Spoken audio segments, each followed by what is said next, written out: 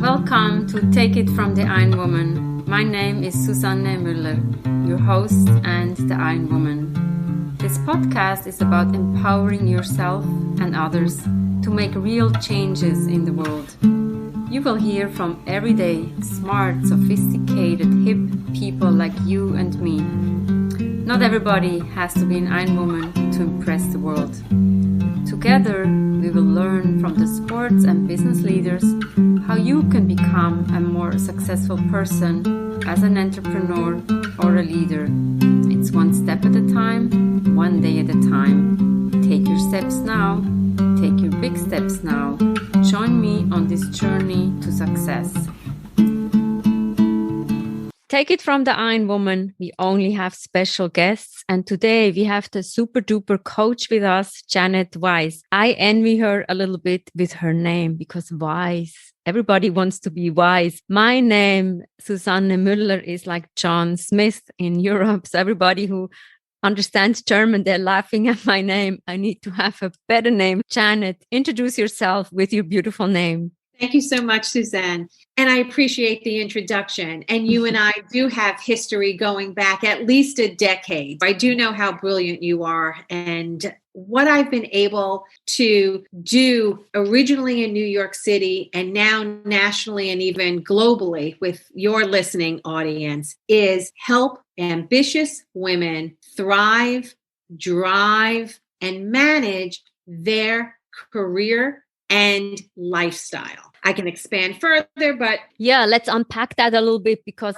obviously my latest book that I've written is Lipstick Leadership. And I say the lipstick is so important. And then people laughing. And I'm like, hold on, there's two things. One thing is the lipstick industry will be a $10 billion industry by 2025. Which is not that far away. And I am learning every day that when you put the lipstick on, you make a statement. You look beautiful and you feel beautiful. You talk about career.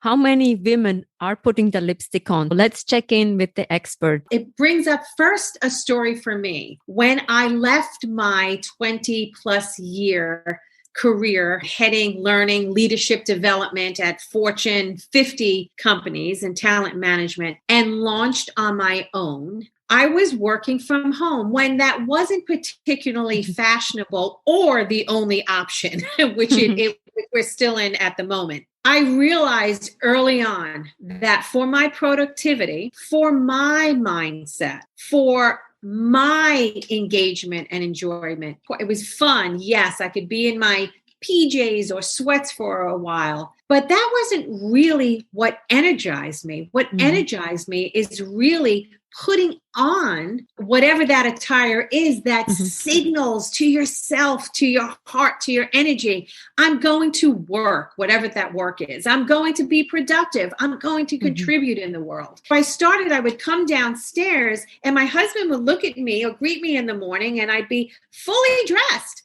Hair, makeup, the way you're seeing me right now. And I have to interrupt. She looks fantastic. Thank you. And he said to me, "Oh, do you have an appointment in the city today?" And I said, "Right, because I'm dressed." And I said, "No, actually, I'm going to be sitting in the back office room, but I want to feel the part." And we had seen the shift. You and I have been, when I say around long enough, it was certainly very modern in our approach and everything that you've set forth in your latest book. But that piece of really dressing the part, and that you can self-interpret that, but that's important. Fast forward now to COVID, okay? And what happened last year in 2020, and now where we are in 2021, and likely into 2022 and beyond, how are you showing up in your role? We are a year into this, which means it's not an excuse. Yes, you don't have to have the best backdrop for your screen, but you don't want the unmade bed.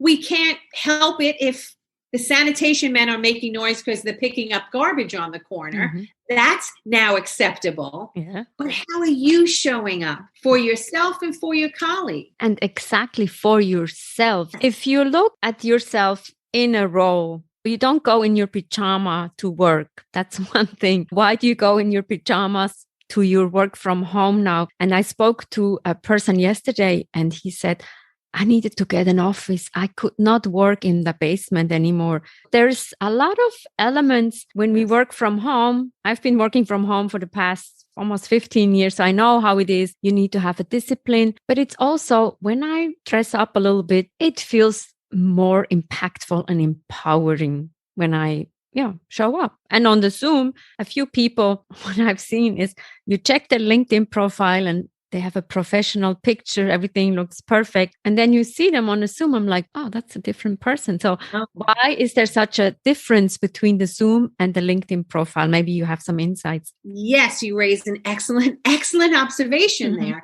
And it comes back to branding. Yeah. And I'm not talking about commercial branding. It's personal branding, executive branding, career branding, all synonymous. It supports your brand value. Those who are working from home right now in COVID are working harder than ever before because they're juggling so many things, particularly women. However, you're right. How are you showing up? It should be consistent on your brand. It doesn't mean we all have an off day, but it can't be every day it's off. Similarly, you can turn the video off on your Zoom, but guess what? You're not visible. Yep. Why would you not want to be visible? If you were having that meeting in the room, think of how you would be, to your point, to dress for the meeting. Where would you be sitting? How would you be communicating?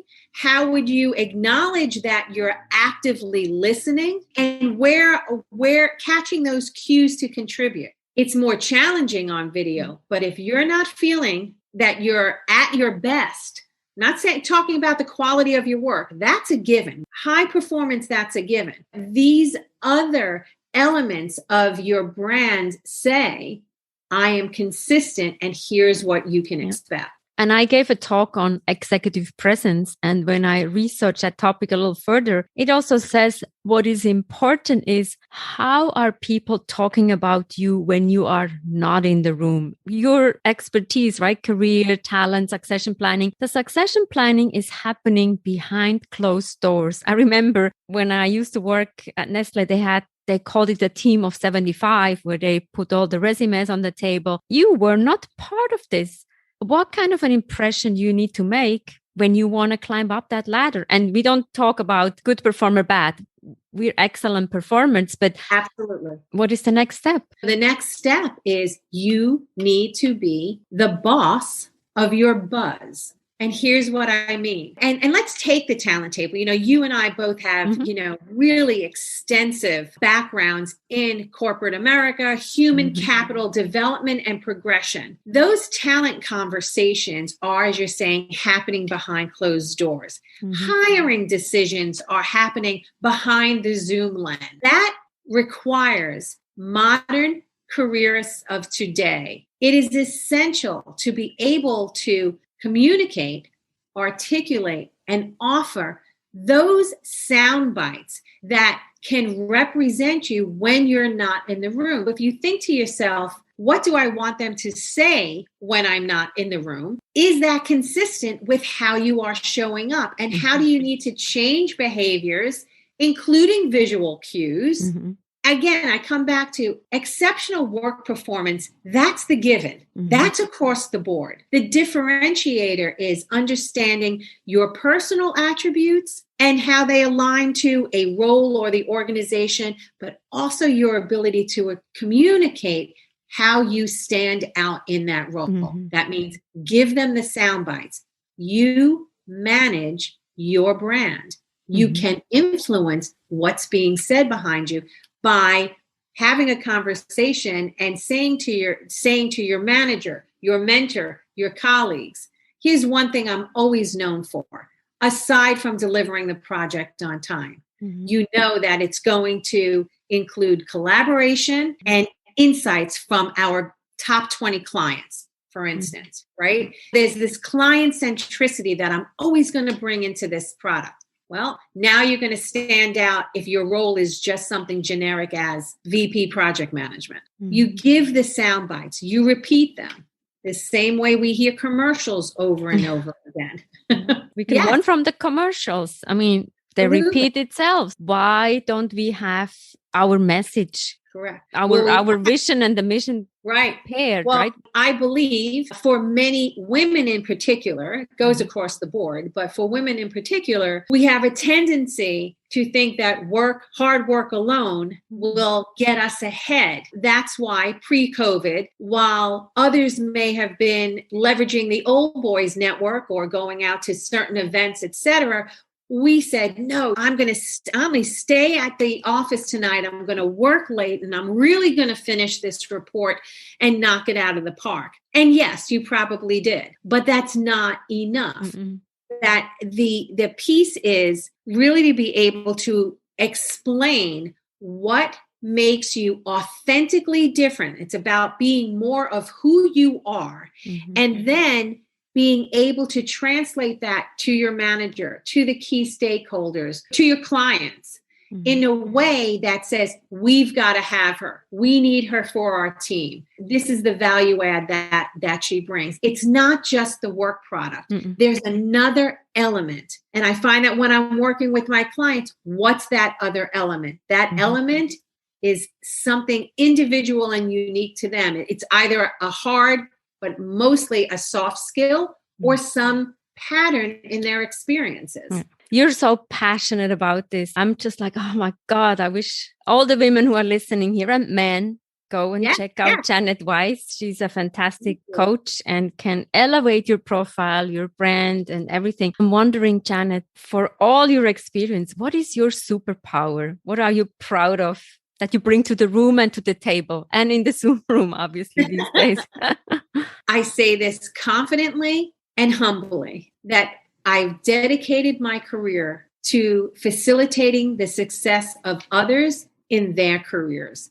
And my superpower is my ability, which was honed from experiences, education, and real world at play, but a bit of intuition to identify that. I call it the red thread. There's a pattern. I mean, Tony Robbins or somebody had said, success leaves clues. I like to just pull on that red thread for my clients. And I say, I don't create your brand, but I help you reveal it. And that ability to do that. And I also say, I will do it in a New York minute.